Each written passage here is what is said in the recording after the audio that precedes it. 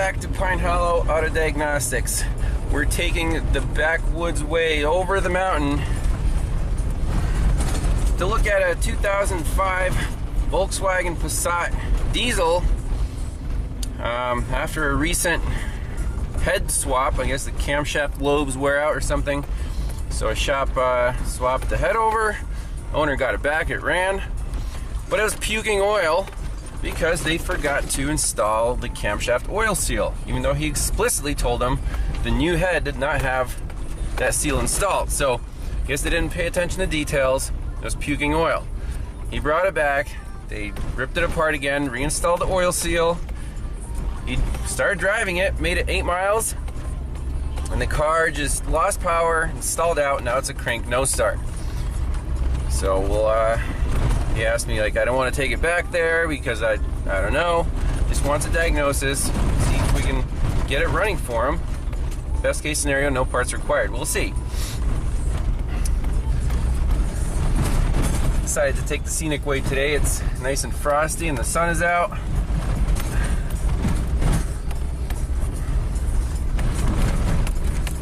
This Jeep trail park kind of got washed out a little bit by the rains recently. And it's nice to have a high clearance vehicle that doesn't care about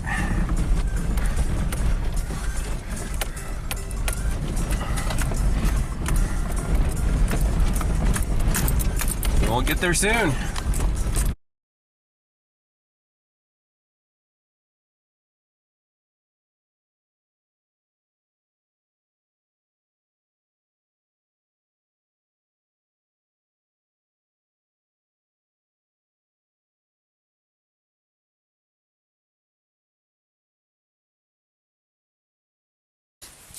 All right, here we are on site looking at this 2005 Passat TDI. So I got the battery maintainer on it, 13.5 volts, scan it for codes, and we have a P3007 camshaft position sensor, no signal. Now the owner said that, I think he unplugged it, tried to crank it, so let's get in here, clear the codes out, do a nice long crank, see what it sounds like, and see if any code's set after it cranks over. Alright, let's reset it. Keys out.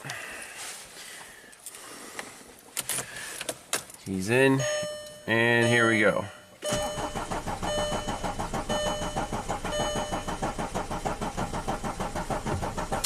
Okay, definitely crank no start. Back into our engine computer.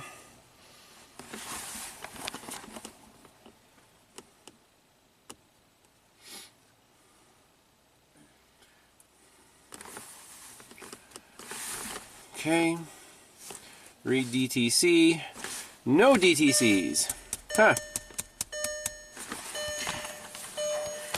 Okay, so I'm not suspecting a timing problem right off the bat. We need to go after fuel pressure, check the fuel pressure coming into the high pressure pump. On the low side, see if the fuel pump runs at all. Alright, so on the low pressure side, I got the fuel gauge hooked up, and we got 12 PSI, so that should be sufficient. So I'm just going to crank it for a little bit. Pressure doesn't drop. If I squeeze the button, let me crank it and squeeze the button at the same time.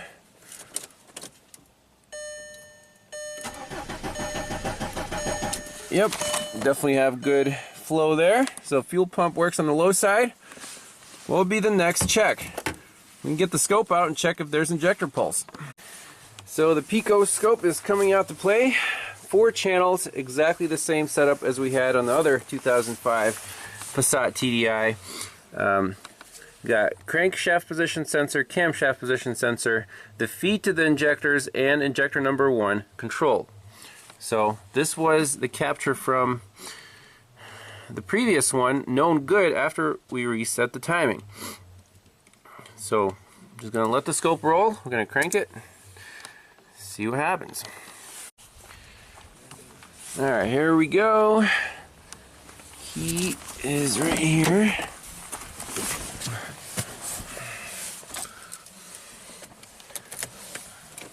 So I want to make sure we have signals on all the traces.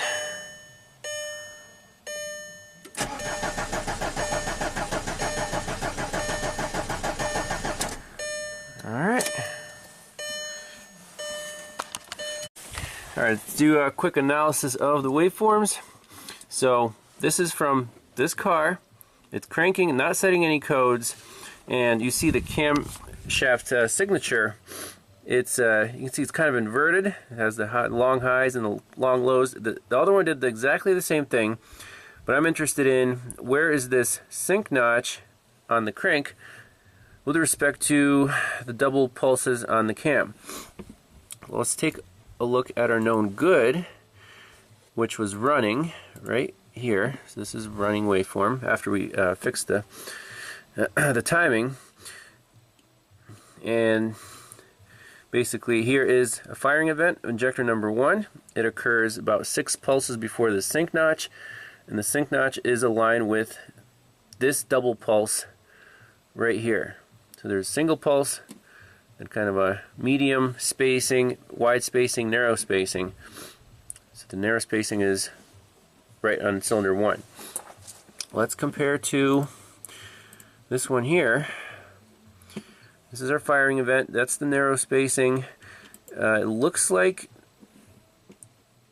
from here to here, you know, are we off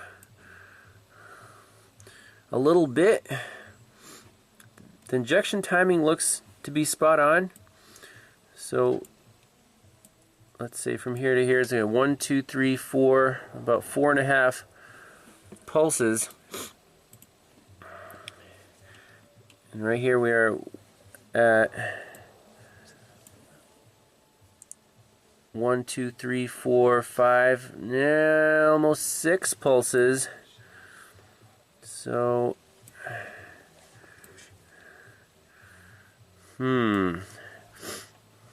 is that close enough? Might be a little off. See there. 1, 2. So 2 entire pulses there on this one, and here we're only half a pulse. So this cam timing might be a little off, and these diesels are super picky about the timing. So I think we can just take that top timing cover off and slightly shift the cam sprocket. They have those adjustable bolt holes, and try to, now what do we want to do? Do we want to retard or advance the cam? We want to advance it by basically by 1.5 of these crank pulses. We can get an exact degree measurement, but I want this timing to be exactly the same as the other one because the other one fired right up.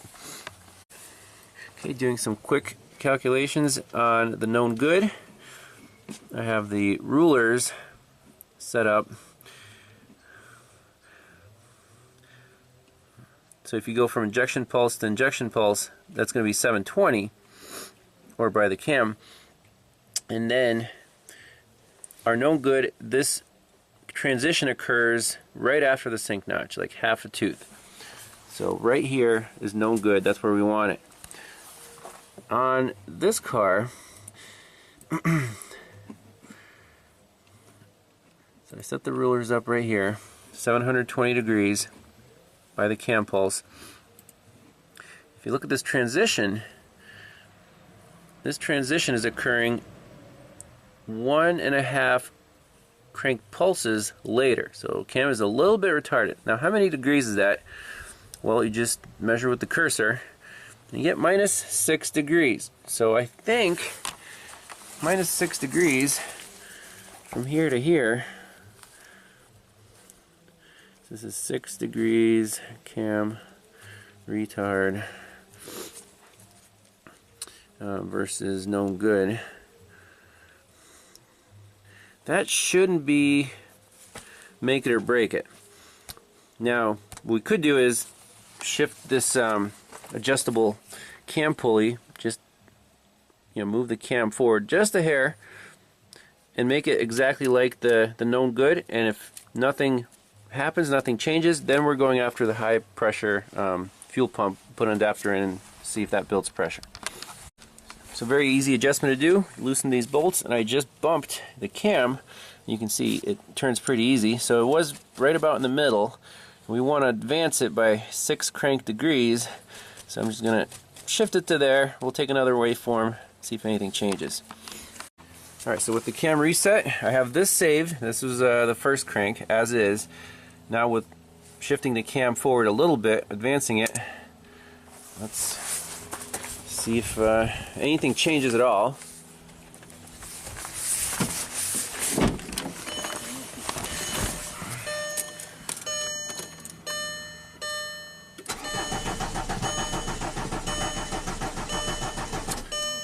Okay. Alright, so very interesting. The car obviously didn't start, but look at the injector waveforms. Now, we have only 3 pulses. This is the number 1 cylinder. And then this thing, it's just going up to 2.5 volts. And, you know, both traces are. Why would that happen? So we actually shifted the cam signal here to, you know, it's pretty close. So we want that transition at the lower hump, and right now the transition is occurring pretty much spot on right at the lower hump, like within a fraction of a degree, just like the other Volkswagen was. So that should be good, but why is it only firing 3 injectors now? And it set a code, camshaft position sensor circuit range performance P0341. Wow, amazing. It's not happy about the, now it's not a P3008 camshaft position implausible. This is saying camshaft position sensor circuit range performance. Different code. So this is just crazy. You know, we're missing 1 injector pulse. The cam is only shifted like 5 degrees. It's fussing about the cam signal performance. And this signature, you know, during cranking, I even compared it to the first TDI when it was cranking before we reset the timing. And this cam signature looks identical. You got the kind of, it's low, then this triple wide narrow, then it drops low, triple wide narrow, and this car fired right up when we reset the timing right here.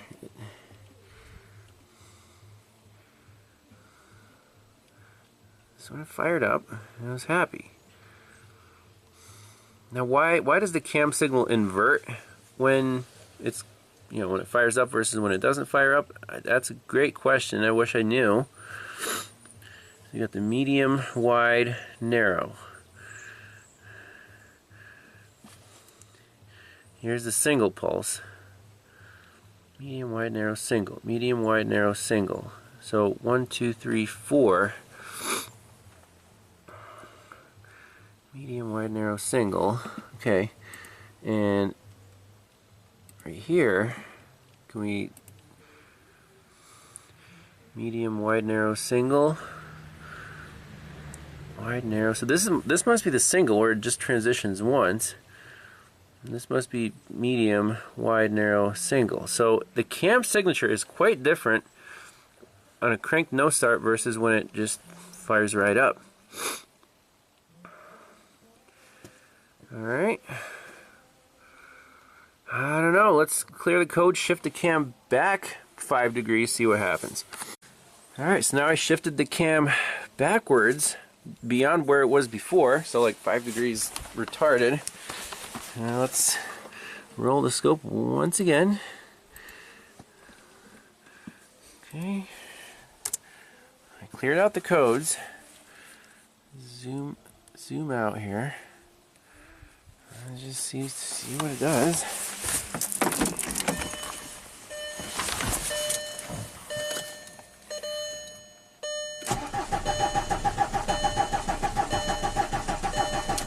Okay. Alright, so after this crank, our injector pulse is back. The cam signal is nice and crisp. It is inverted, but we have the single, medium, wide, narrow. Single, medium, wide, narrow. Compared to this one here. Oh, sorry, the known good running. Single, medium, wide, narrow. Single, medium, wide, narrow. See, this one, it's not inverted, but it's there. Now the pulses are occurring pretty close to the sync notch, and right now when we're cranking, you can see that now that we retarded the cam, we're at least 1, 2, 3, about 3 crank teeth over, so that's almost 20 degrees, so maybe, like a 1 tooth difference. I want to measure fuel pressure, the high side fuel pressure in this thing. The injectors look to be, they're firing. Cam is there, it's not saying any codes. What else could it be? Alright, so here we go. We got the plug off. It came out super hard. Someone red Loctited this in there. It's pretty much destroyed, but it's in one piece. So vice grips to the rescue on that. Got the fuel pressure gauge plumbed in with the modified adapter that I created from the last TDI. So that's in, that's tight. Our gauge is on here. Let's see if the high pressure builds anything. Now when I took that plug out, there's actually, it seemed like there's a little pressure built in, but it was air. It was not liquid fuel. And then some started dripping out. So I'm going to crank it, squeeze the button here, see if we can purge this fuel system out.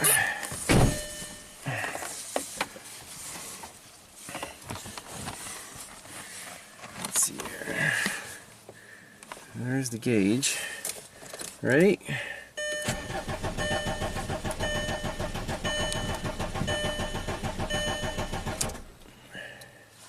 No fuel coming out of here. Fuel coming up the tube. Oh, there we go. There's a little fuel there. Let's try again.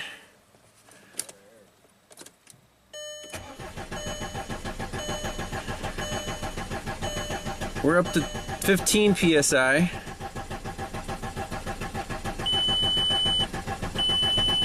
There we go. Come on, come on, come on.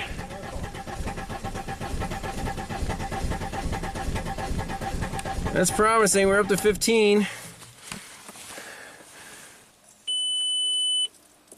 I'm just gonna keep purging air out until it's happy. And try again.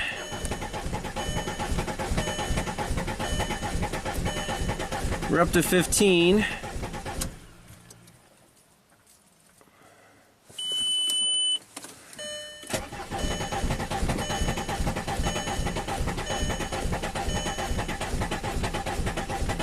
It's starting to smoke a little bit.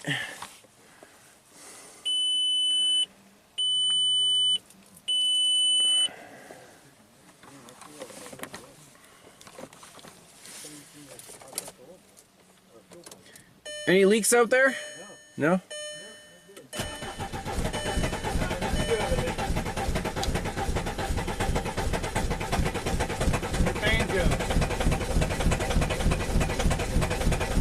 Got a leak out here. Leak it. Okay, let's fix that first. It's promising. Let's try again. We still got a fuel leak, but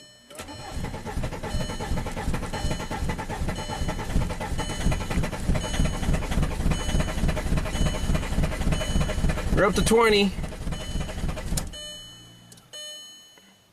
Is it a pretty big leak? Yeah, it's starting to hiss. Okay. Well, it's starting to hiss. That might mean there's air in there.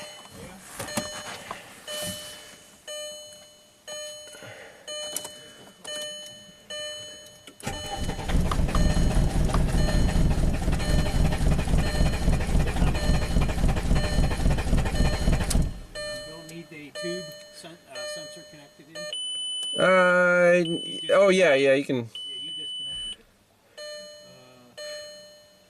Oh, you just leave it alone for now. Okay, I didn't know if it's going to affect anything. I just want, this thing should start up.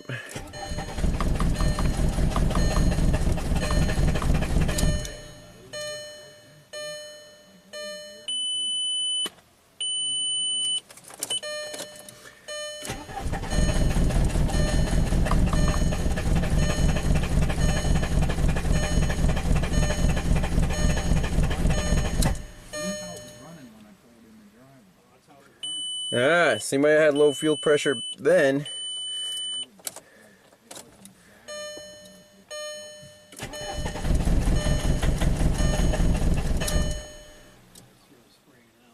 Yeah.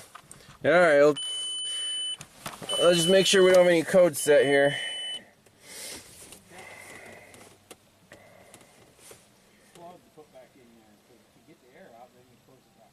Well, yeah. Yeah, I don't know if we're out of the woods yet. But there was definitely air in the system. And it's... Okay, we have that sensor disconnected, but... Let's see what to do from here.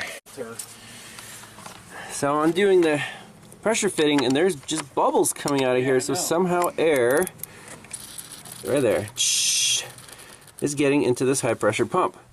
How is that possible? We have to figure that out, see if all this stuff is connected correctly. I mean, like if this was changed, there's 1, 2, 3, 4 hoses. Are they in the right place?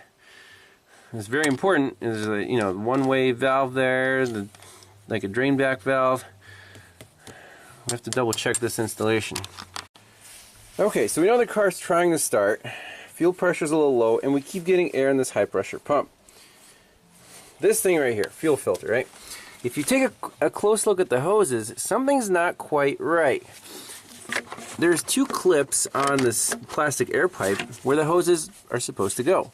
Well, this one's not in there. This one's really far off, and it looks kinked and bent, and we don't know the orientation of, you know, these 2 right here that go to the high pressure pump. One's a feed, one's a return. So I'm going to pull up a diagram, OEM, of how this fuel filter is hooked up. Where's the feed, where's the return, low side, high side, and we want to make sure these hoses are in the right place. Well, I double checked the layout of these fuel lines. So the feed from the tank comes in here, then this goes to the high pressure pump, and then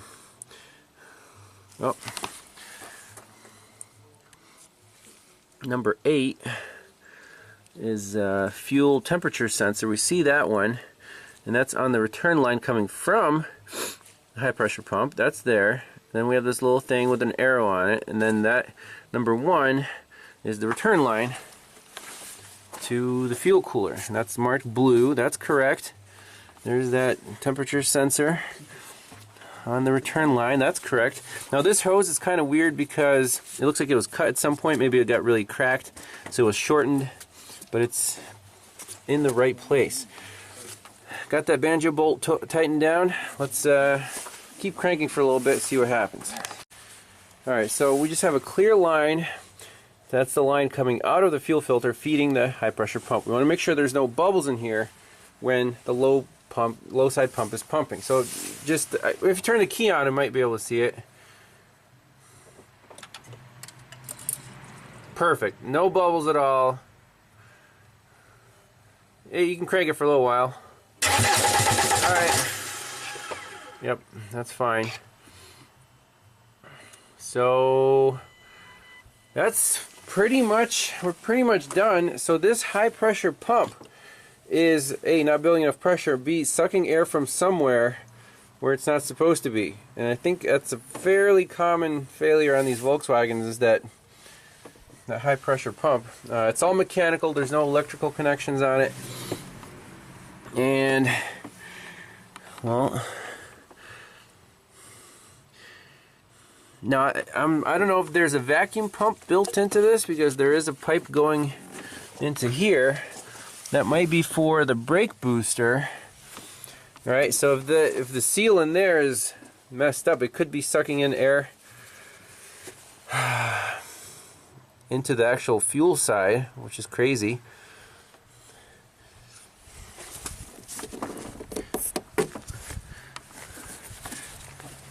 Here, crank it over. I just want to see if there's vacuum in here. Okay. Yeah, there was. Alright, well, let's plumb everything back in and give it one more shot. Alright, so that's it for the Volkswagen. I'm calling this high pressure pump. The supply is good. We saw the fuel pressure is low. You crank it, the air bubbles come in here, so it must be sucking in some air through some seal in there, and then that messes up the whole operation. And these things are, I think, a common failure item. So, well, the owner will update me if they get a new pump on there. As long as it's available, it's not a hard job to do. It just bolts on in the back of the cylinder head. And that's it. So unfortunately, we couldn't get this one running with no parts required, but you can't win them all. And we'll see you in the next one.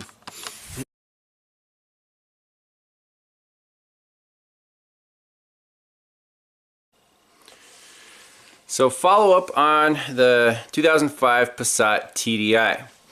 The owner replaced the high pressure fuel pump. The car started, it ran, but it was misfiring and blowing white smoke. Okay. What would cause that on a diesel? Compression's fine. Sounds like there's an injector leaking.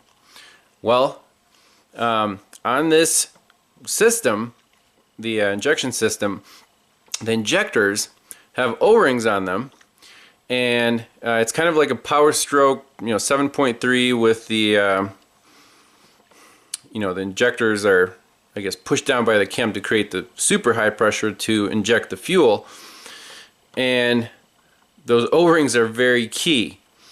If an O-ring's leaking, the fuel from the high pressure fuel pump will leak past and into the cylinder.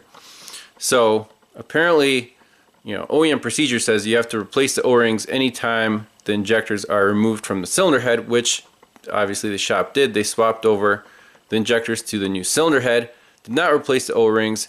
So this car actually had two problems. The high pressure pump failed, so that was the correct call. But once the car was running, then the owner's like, crap, I still have a misfire. So he went ahead and replaced all the O-rings, and now the car is back on the road. It's running just fine. So happy ending there. Don't see too many diesels here in the U.S. But something fun and different, and just like any other machine, follow the logical process and got the right conclusion. So thanks a lot for watching, and we'll see you in the next one. Bye-bye.